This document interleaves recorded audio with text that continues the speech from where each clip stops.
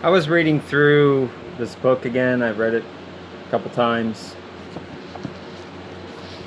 I thought this to be one of the chapter that's worthy of reading,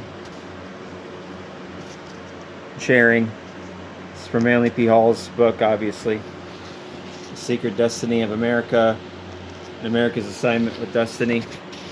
This is a chapter, 20th chapter, The End of the Quest, page 137.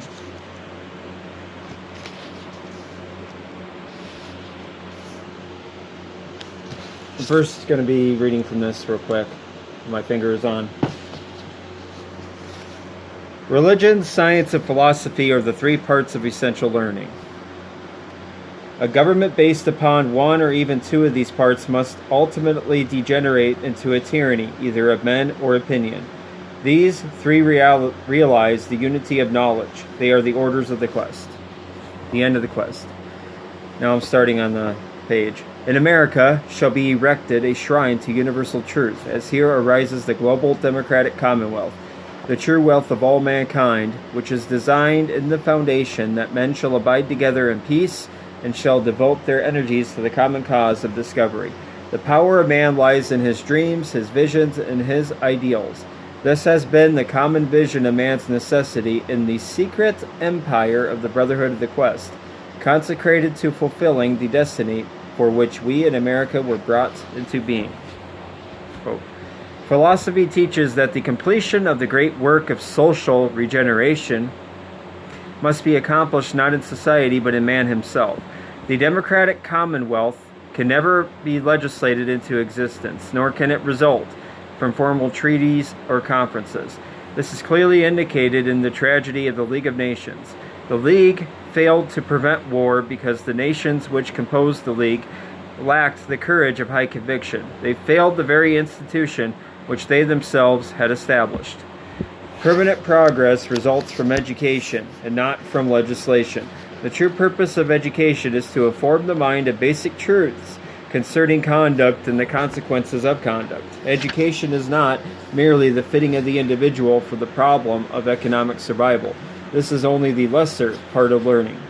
The greater part deals with the intangibles of right motivation and right use. No human being is moved to action through wrong motivations or misuses the privileges of his times can be regarded as educated regardless of the amount of formal schooling he has received. The human mind is established in knowledge not alone by the reading of books or the study of arts and sciences, but by the examples set up by leaders and the personal experiences of living.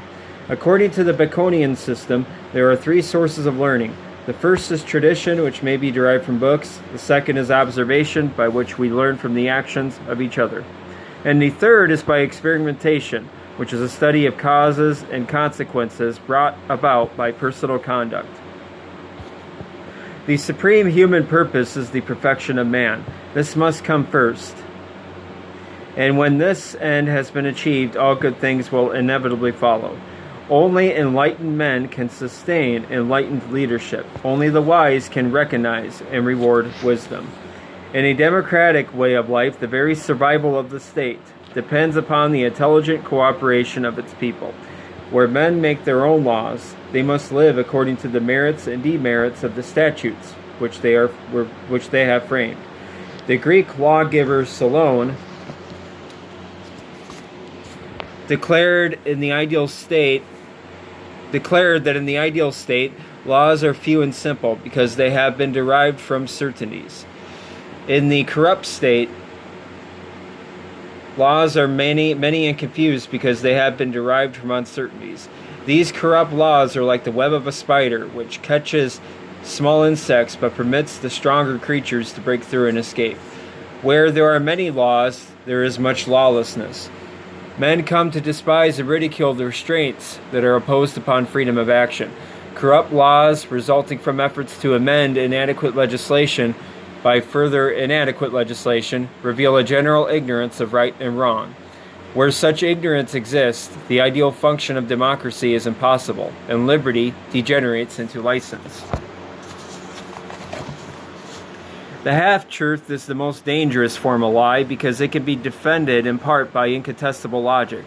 Wherever the body of learning is broken up, the fragments become partial truths. We live in a day of partial truths, and until we remedy the condition, we must suffer the inevitable consequences of division. According to the ancients, religion, philosophy, and science are the three parts of essential learning. Not one of these parts is capable, if separated from the rest, of assuring the security of the human state. A government based upon one or even two of these parts must ultimately degenerate into a tyranny, either of men or of opinion. Religion is the spiritual part of learning, philosophy the mental part, and the sciences, including the arts and crafts, the physical part. As man himself has a spiritual, mental, and physical nature, and all of these natures manifest in his daily living, he must become equally informed of all the parts of his nature if he is to be self-governing. Quote, unbalanced forces perish in the void, unquote, declared a prophet of old, and this is true beyond possibility of dispute. The Platonic commonwealth had at its true foundation the unity of learning. In the midst of the philosophic empire stands the school of the threefold truth. Religion is the quest of truth by means of the mystical powers latent in the consciousness of man. Philosophy is the quest for truth by the extension of the intellectual powers toward the substance of reality. Science is the quest for truth by the study of the anatomy and the physiology of the body of truth as it is revealed in the material creation. These three, then, are the orders of the quest. Together, they can bring about the perfection of man through the discovery of the plan for man. He capitalized the P for plan. One of the great secrets of antiquity was this realization of the unity of knowledge and the identity of the quest in all the branches of learning. The great philosophers of the past were truly great because they approached the problem of life as priest, philosopher, scientist.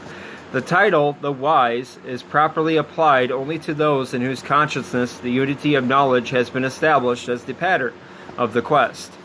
It was part of the ancient plan that has descended to us to build again the ideal university, the college of the 6 days' work. Here would be taught the same arts and sciences that we teach today, but from a different basic premise. Here, men would learn that the sciences are as sacred as the theologies, and the philosophies are as practical as the crafts and trades.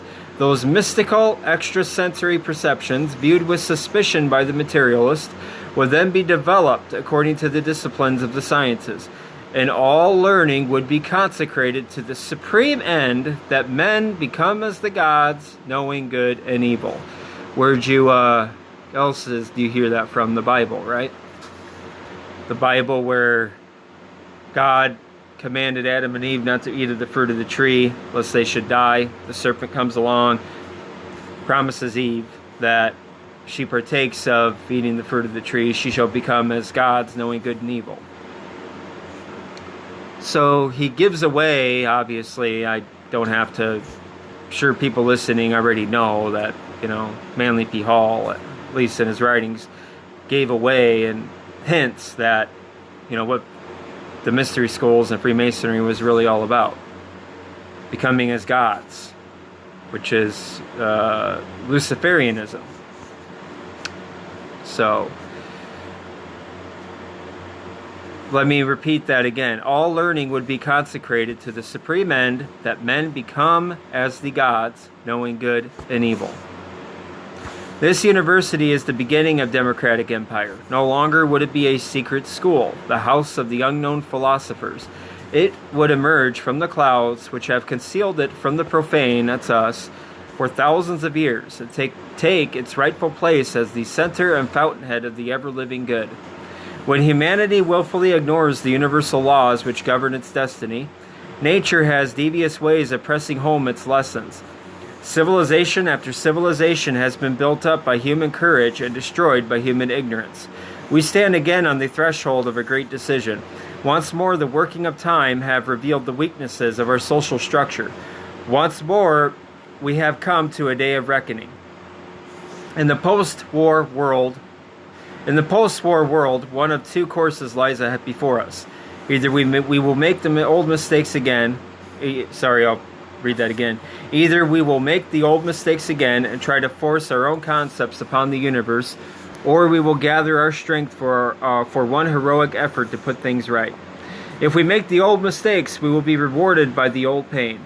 But if we make the new effort, we can set up imperishable footings and bestow as a heritage the beginnings of a better way of life.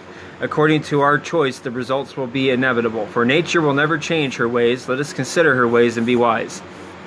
Centuries ago, one of the secret masters of the quest wrote, quote, "The eternal good reveals its will and pleasure through the body of nature and the motions of universal law. Within the body of nature and law there is a soul which must be discovered by great thoughtfulness. And within that soul of nature and law there is a spirit which must be sought with great understanding. For verily I say unto you, my brothers, that it is this spirit concealed from the profane, but revealed to the thoughtful, which giveth life." Unquote. This, then, is the design of our foundations, that men shall abide together in peace and shall devote their energies to the common cause of discovery. Man is greater than the animal, not in strength of body, nor in shrewdness, nor in the power of its senses, nor even in skill and patience. Man is superior, because he contains within himself the faculties and powers by which he can perceive his true place in a divine order of life. His power lies in his dreams, his visions, and his ideals. If these intangibles are left uncultivated, man is at best but a superior kind of beast, subject to all the ills and vicissitudes of an unenlightened creation. But as man has locked within him, hidden from the public gaze, this diviner part, so it is true that human society has within itself concealed from our common view a nobler part composed of the idealists and dreamers of all ages and of all races, who have been bound together by this common vision of man's necessity. This is the secret empire of the poets. This is the order of the unknown philosophers. This is the brotherhood of the quest. And never will these dreamers cease their silent working until that dream is perfected in our daily life. They are resolved that the Word which was made flesh shall become the Word made soul. The great university of the 6 days' work must be built here in our Western world to become a guide unto the nations. About this shrine to universal truth shall rise the democratic commonwealth, the wealth of all mankind. This is the destiny for which we were brought into being, the plan which was devised in secrecy long ago and in far places shall be fulfilled openly as the greatest wonder born out of time.